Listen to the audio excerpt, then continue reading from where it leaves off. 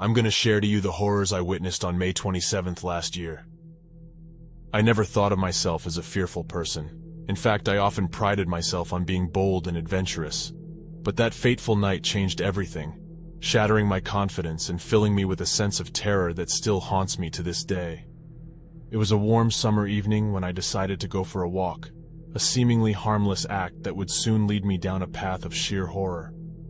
As the sun dipped below the horizon, casting long shadows across the landscape, I felt a sudden urge to venture out into the night. It was an eerie impulse, one that I couldn't shake off no matter how hard I tried.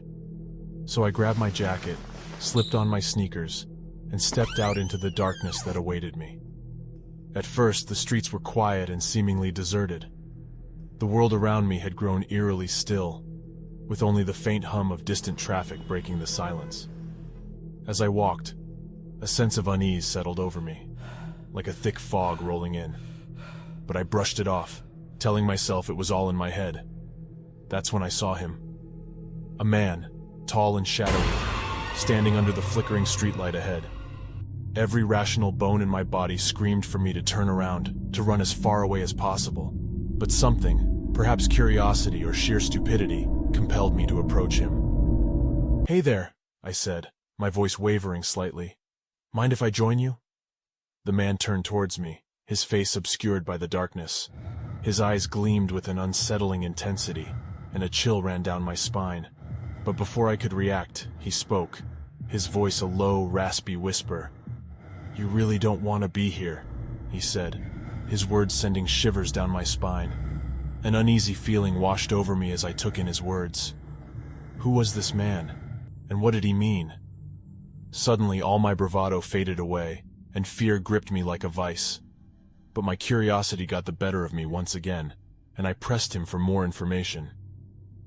"Why not?" I asked, my voice barely above a whisper. He glanced around nervously, as if expecting someone to jump out at any moment. Then he leaned closer, his breath hot against my ear. "There are things in the night you cannot see," he hissed. "Things that hunger for your flesh and your soul. Turn back now before it's too late." His words sent a shiver down my spine, but instead of taking his advice, I laughed nervously. "You're joking, right? This is some kind of sick prank." But as I turned to walk away, a bone-chilling scream echoed through the night.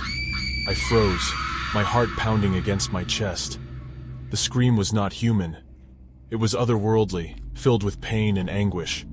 Fear gripped me, tightening its suffocating hold on my sanity. Without thinking, I darted after the sound, my mind clouded with a mix of fear and curiosity. As I turned a corner, what I saw before me made my blood run cold. A creature, half human and half beast, tore into a helpless victim. Blood stained the ground, mingling with the screams of terror. I stumbled backward, my mind reeling. The man's warning echoed in my ears, and I realized with horror that he had been telling the truth. But it was too late. The creature had caught my scent, and its eyes locked with mine, filled with hunger and malice. Pure adrenaline surged through my veins as I turned and ran, desperately trying to find a way to escape. But the creature was relentless, chasing me through the labyrinthine streets, its snarls and growls growing closer. As I ran, I saw glimpses of otherworldly creatures lurking in the darkness. Shadows danced and twisted, their shapes grotesque and nightmarish. The night was alive with horrors beyond comprehension, and I was trapped in the midst of it. Just when I thought I couldn't run any longer, I spotted a dimly lit house up ahead. With every ounce of strength left in me, I sprinted towards it, pounding on the door with all my might. The door swung open, and I stumbled inside, collapsing onto the floor in exhaustion and relief. The homeowner, a kind elderly woman, listened to my frantic tale with concern and disbelief. She offered me a warm cup of tea, and as I sipped it, the adrenaline began to subside, leaving only a deep sense of dread and disbelief. The horrors I witnessed that night are still etched into my memory, a constant reminder of the dangers that lurk in the darkness. I no longer see myself as bold and adventurous. Instead, I've become a prisoner of my own fear, forever haunted by the night that went horribly wrong.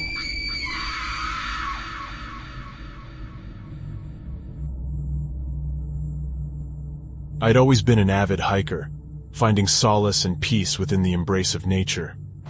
So, on that fateful day, when I set out to explore an unfamiliar forest alone, I expected nothing more than a serene escape.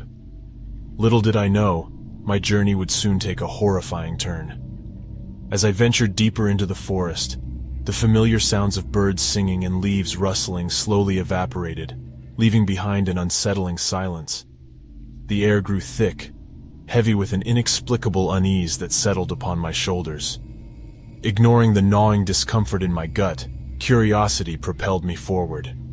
The dense undergrowth began to encroach, closing in around me like suffocating walls. The once inviting path transformed into a twisted maze, disorienting my senses. Panic seeped into my veins, leaving me a vulnerable prey in this uncaring wilderness. A sudden gust of wind swept through the trees, carrying with it the faint whispers of an eerie melody. Goosebumps rippled across my skin as the tune wove its way into my consciousness, sending a bone-chilling shiver down my spine. Something was amiss.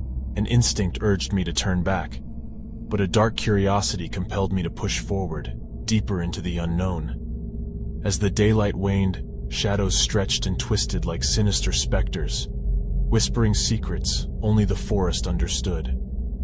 Each rustle in the foliage echoed like the footsteps of unseen creatures, their intentions unknown and surely sinister.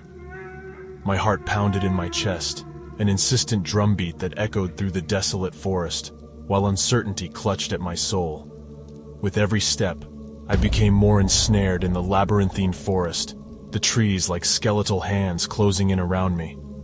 Panic bubbled within me, threatening to consume my rationality, as if the forest itself reveled in my fear. Dread became my constant companion, and every instinct screamed for me to escape the nightmarish web I had stumbled upon. With each passing hour, the forest seemed to morph. Trees twisted into grotesque forms, their branches reaching towards me as if intent on ensnaring my very essence. Roots emerged from the ground, snaring my ankles, desperate to halt my escape.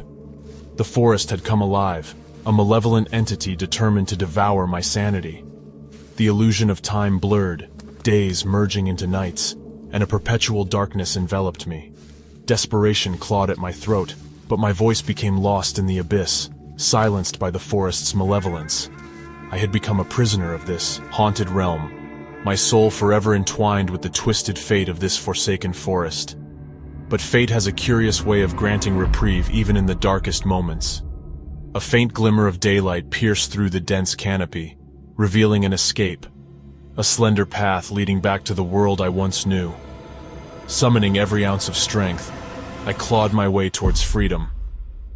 Emerging from the depths of the forest, battered and broken, I breathed in the crisp air of liberation. The forest, though scarred in my memory, had released its iron grip on my sanity. But as I ventured back into civilization, I vowed never to speak of the horrors I had witnessed, for fear that the tales of my harrowing ordeal would draw others to its insidious embrace. For those who dare to walk alone in the forest, beware the hidden malevolence that lurks within. It is not merely the trees that whisper, but the spirits of the lost, waiting to snare unsuspecting souls and claim them as their own.